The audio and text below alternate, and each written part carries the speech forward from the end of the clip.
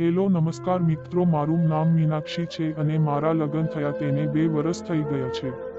મારા સંતરાની સાઈઝ 38 છે અને મારા સંતરા ખૂબ મોટા છે.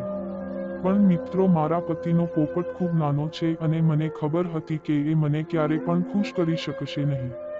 તેમને મને આજ સુધી ખોદવાનું ખરું સુખ આપ્યું નથી, જે માટે હું તરસી છું. હું આ વાર્તા કહી રહી છું કે મેં કેવી રીતે મારા ગુફની વર્ષો જૂની તરસ છીપાવી.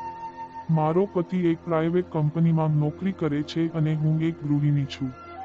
જ્યારે અમે અમારા નવીન ફ્લેટમાં, જે અમને કંપનીએ આપ્યો હતો, તેમાં રહેવા ગયા ત્યારે અમારી આજુબાજુ ખૂબ લોકો રહેતા હતા. તે બધા સારા લોકો હતા અને એ લોકોનો વ્યવહાર મારા માટે પણ ખૂબ સારો હતો અને એ લોકોમાંથી એક મારા પતિનો ખૂબ સારો મિત્ર બની ગયો હતો. એ ક્યારેક મારા સાથે પણ મજાક કરી લેતો હતો, પણ મને એની નજર હંમેશા મારા શરીર પર દેખાતી હતી. એ મારી પાસે ખૂબ એકટકે જોતો રહેતો, પણ હું એકે કંઈ પણ ન બોલતી અને એને આગળ આવવાનો મોકો મળતો ગયો. એ રોજ મારા ઘરે આવતો. એક દિવસ જ્યારે એ મારી ઘરે આવ્યો ત્યારે મારા પતિ ઘરે નહોતા અને હું એકલી ઘરે હતી. એ મારી સાથે ખૂબ હસીને બોલવા લાગ્યો અને મને કહ્યું કે તમે ખૂબ સુંદર છો અને તમારું શરીર પણ ખૂબ સરસ છે. મને એ સાંભળીને ખૂબ સારું લાગ્યું. હું થોડી શરમાઈ ગઈ અને માથું નીચે કરીને કિચન તરફ ગઈ અને મારું કામ કરવા લાગી. એ થોડી વાર એકલો બેઠો અને પછી ત્યાંથી નીકળી ગયો. પણ એ દિવસ પછી એ જ્યારે પણ મારા ઘરે આવતો ત્યારે મને એક તરસભરી નજરોથી જોતો હતો અને મને અડવાનો પ્રયત્ન કરતો હતો. મને એ બધું ગમવા માંડ્યું હતું, કારણ કે હું ખૂબ તરસેલી હતી અને મને કોઈ પોપટ જોઈતો હતો જે મારી ગુફાને શાંત કરી દે. હવે હું પણ મારી કમર, ગોળ અને સંતરા એને દેખાડવા લાગી અને મોટા ગળાના કપડાં પહેરવા લાગી અને મારા સંતરા બતાડવા લાગી અને એને મારી પાસે આકર્ષિત કરવા લાગી. હવે એ મારી ચાલમાં ફસવા લાગ્યો હતો. પછી મારા પતિને એના કંપનીના કંઈક કામ માટે 3 દિવસ માટે બહાર જવાનું હતું અને ત્યારે હું ઘરે એકલી હતી અને ત્યારે હું મારા પતિ સાથે મેસેજ કરતી હતી.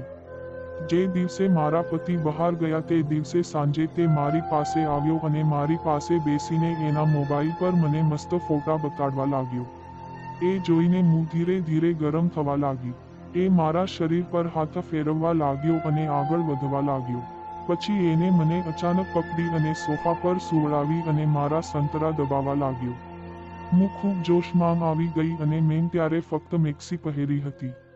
તે મારા સંતરાને મારા કપડા પરથી જોરથી દબાવવા લાગ્યો અને મારા પર સૂઈ ગયો અને મને પપી કરવા લાગ્યો.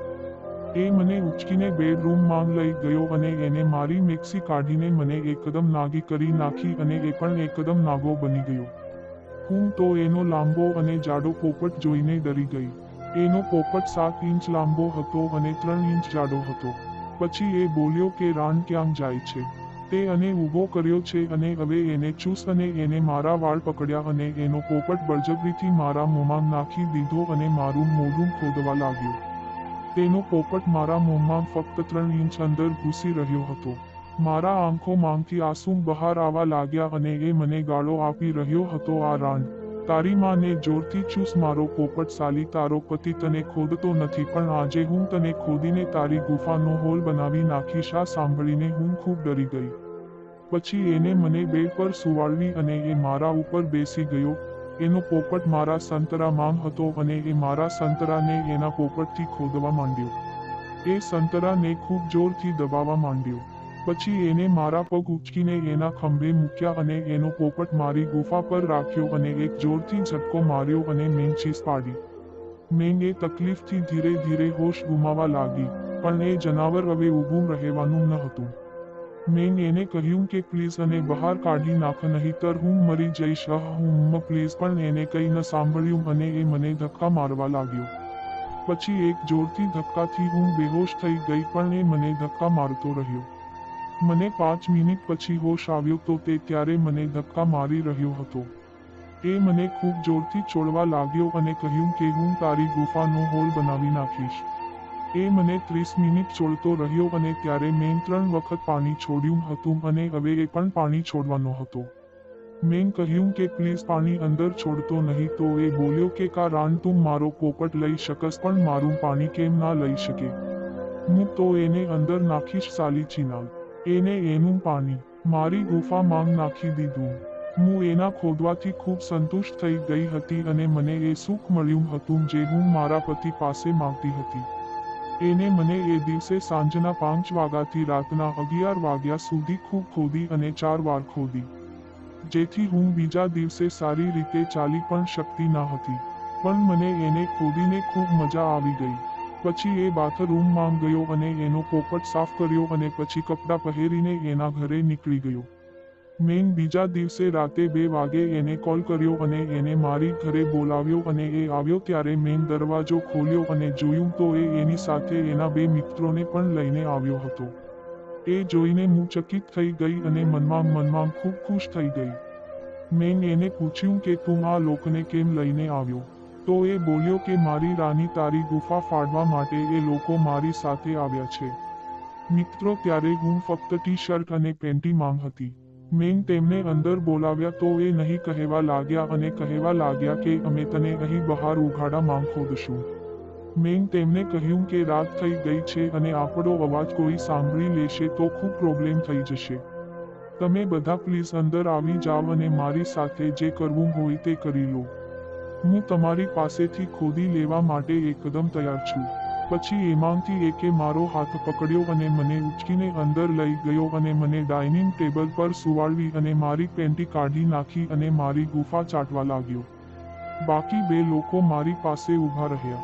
એમાંથી એકે મારી ટી-શર્ટ પકડી અને જોરથી ખેંચીને ફાડી નાખી અને એ મારા સંતરા ખૂબ જોરથી દબાવવા લાગ્યો. મને ખૂબ મજા આવતી હતી અને એ લોકો મને ગાળો બોલતા હતા અને કહેતા હતા કે સાલી રાંડી આપને પેલા કેમ ના મળી? આની ગુફા તો હજી એકદમ સીલપેક છે. પછી એમાંથી એકે એનો પોપટ બહાર કાઢ્યો અને મારા મોંમાં નાખી દીધો. મેં એને લોલીપોપની જેમ ચૂસવા લાગી અને પછી એમાંથી બીજો બોલ્યો કે હવે મારા પોપટની પણ મજા લે. એટલું બોલીને એને તેનો પોપટ મારી ગુફા પાસે રાખ્યો અને એક ધક્કો મારીને અંદર નાખી દીધો અને મૂછીસ પાડવા લાગી પણ ત્યારે મારા મોંમાં એકનો પોપટ હતો અને મારો અવાજ નીકળી શક્યો નહીં. પછી થોડી વાર ખોદીને એ લોકોએ મને ટેબલ પર કૂતરી બનાવી અને મારા બંને બાજુથી ખોદવા લાગ્યા. મને એનાથી ખૂબ મજા આવતી હતી કારણ કે એ એક સાથે મને ખોદતા હતા. પછી ત્રીજાએ એનો પોપટ બહાર કાઢ્યો તો એનો કાળો મોટો પોપટ જોઈને મને બીક લાગી. એ મારી નીચે આવ્યો અને મારી ગુફામાં એનો પોપટ નાખીને ધક્કા મારવા લાગ્યો. જો તમને વાર્તા પસંદ આવી હોય તો વિડીયોને લાઈક અને ચેનલને સબસ્ક્રાઇબ કરવાનું ના ભૂલતા. ધન્યવાદ.